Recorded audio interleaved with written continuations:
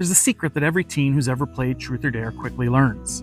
On the surface, Dare seems like the scarier option. However, the reality is Truth is always the way harder challenge. It boils down to this. Dare feels more difficult in the moment.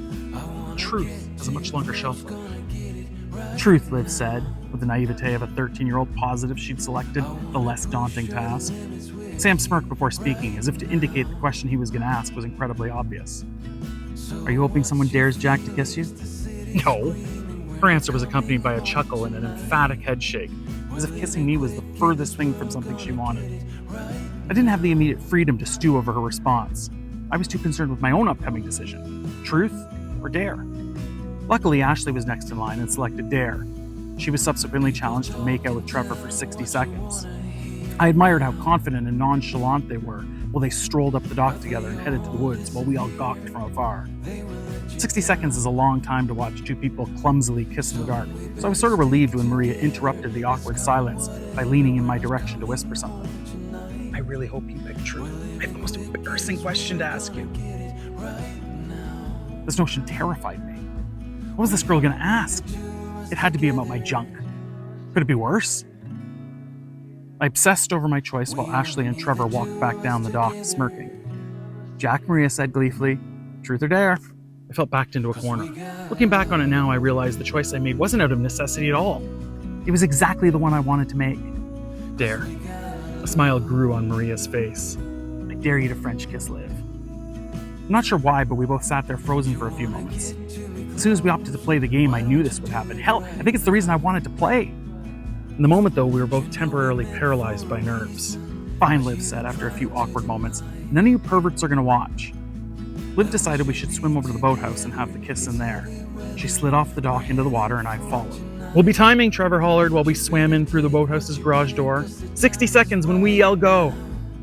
The boathouse had a couple of lights on near a shelving unit. Down in the water, it was pretty dark. I was treading in front of Liv, trying to warm up. I splashed some water in my hair in an attempt to trigger some of that Michael Douglas wet-haired confidence. We stared at each other quietly, fearfully.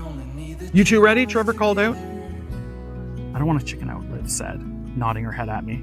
She waited for me to reciprocate with a nod of my own before answering Trevor. Yeah, we're ready. To this day, I don't have the words to accurately describe the next 60 seconds. In some respects, I remember them so vividly. In others, the whole moment was a blur. When our lips came together, our mouths were already open. Like a game of Red Rover, each of our tongues began firmly planted in its own territory.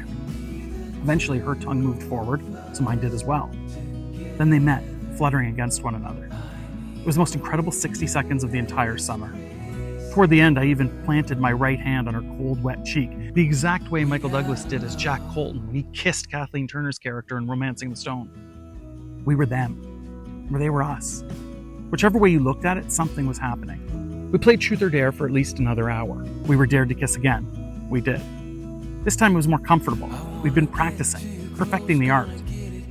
We'd gotten so good at it that eventually I gained the confidence to change things up. When it was time to make my fourth selection, I boldly opted to select Truth.